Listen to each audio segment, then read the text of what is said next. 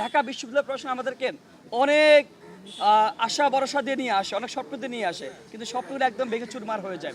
এই জন্য আমরা দেখি কি এই বিশ্ববিদ্যালয় শিক্ষার্থীর জন্য এই বিশ্ববিদ্যালয়, কিন্তু এই বিশ্ববিদ্যালয় সবচেয়ে বেশি উপেক্ষিত এই শিক্ষার্থীরাই। কিন্তু আপনি জানেন এই যে এই হলের জন্য একটা সিটের জন্য শিক্ষার্থীকে জিম্মি থাকতে হয়।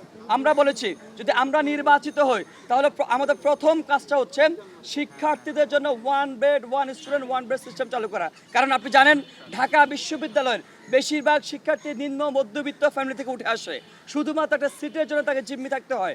বাই কালচার প্রটোকল কালচার, শুধুমাত্র একটা সিটের জন্য তাকে বাইরের পিছু পিছু করতে হয়। হল প্রশাসন একেবারে অকার্যকর ভূমিকা পালন করে। হল প্রশাসন যখনই যাওয়া হয় তখনই বলে তোমার এলাকার কোন ব্যাস তার কাছে যাও। এই যে দুরবস্থা, এই যে সিটের জন্য জিম্মি করে রাখা, আমরা প্রথম এসে এই ব্যবস্থার অবসান ঘটাতে চাই।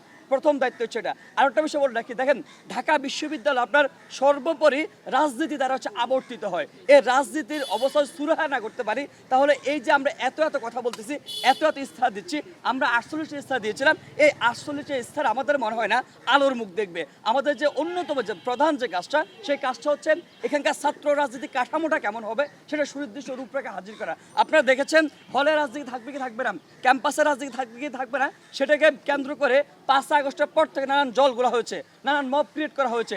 আমরা যদি আসতে পারি আমরা অবশ্যই সেই কাজটা আগে সুরাহা করবো, সুনির্দিষ্ট নীতিমালা সেট করবো, হলে রাজনীতি থাকবে কি থাকবে না, যদি থাকে তাহলে কী ধরনের রাজনীতি হবে, কী ধরনের অ্যাক্টিভিজম এখন চালু থাকবে, সেই বিষয়টা সুরাহা করে পরবর্তী কাজ আমরা আগাবো।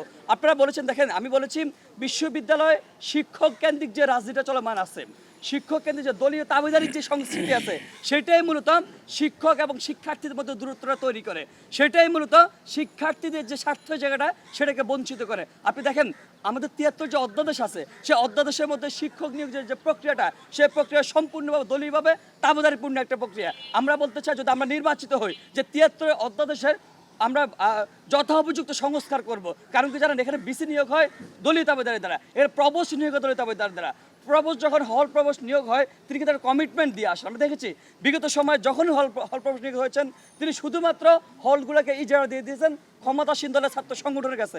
আমরা বলতে চাই 73 অধ্যাদেশ সংস্কারের মধ্য দিয়ে বিসি, হল প্রবোস্ট, শিক্ষক নিয়োগ সহ সকল প্রকার নীতিমালার, সকল প্রকার নিয়োগের, প্রশাসনিক নিয়োগের সুনির্দিষ্ট নীতিমালা আমরা প্রণয়ন করব। আমরা বলতে চাই দেখেন ঢাকা বিশ্ববিদ্যালয়ের বেশিরভাগ শিক্ষার্থী খুবই নিম্ন মধ্যবিত্ত ফ্যামিলি থেকে উঠে আসে, এখানে অর্থনৈতিক একটা মুক্তি দরকার। আমরা দেখেছি আমাদের বিশাল বড় একটা অ্যালামনাই আছে, কিন্তু সেই অ্যালামনাইয়ে কিন্তু আপনার দলীয়ভাবে আপনার কুক্ষিগত, সেই অ্যালামনাইকে কাজে লাগিয়ে আমরা লোন সিস্টেম করতে পারি। আমরা স্পষ্ট রূপরেখা আপনাকে হাজির করেছি। আমরা এখানে বলেছি এখানে আপনার টিএআরএস সিস্টেম চালু করা যায়। ঢাকা বিশ্ববিদ্যালয়ের সাথে আওতাভুক্ত অনেকগুলো প্রতিষ্ঠান আছে, সে প্রতিষ্ঠানে কিন্তু ইন্টার্নশিপ করানো যায়, সে প্রতিষ্ঠানের সাথে একটা কমিটমেন্ট চুক্তিতে এসে শিক্ষার্থীদেরকে একটা জবের ব্যবস্থা করা যায়। আমরা বলেছি অন ক্যাম্পাস জবের কথা বলা যায়, যদি শিক্ষকদের সদিচ্ছা যেটা নিশ্চিত করা যায়। সর্বশেষ একটা কথা বলতে চাই, এই যে ডাকসুর প্রধান কাজ হচ্ছে শিক্ষার্থীদের সাথে শিক্ষকদের অর্থাৎ প্রশাসনের সাথে একটা মেলবন্ধন তৈরি করা। বিপি বলেন ডাকসু বলে মূল কাজটা হচ্ছে মূলত এইটাই। কিন্তু আমরা দেখেছি এই যে আমাদের মণিমুক্তগুলোকে ছেঁকে নিয়ে আসে, এই মণিমুক্তগুলো 5 থেকে 6 বছর পরে দেশের জন্য, সমাজের জন্য এবং নিজের জন্য বার্ডেন হিসেবে বের হয়ে যায়। কারণ আমাদের শিক্ষকদের কোনো জবাবদিহিতা নাই, শিক্ষকদের কোনো সদিচ্ছা জায়গাটা নাই।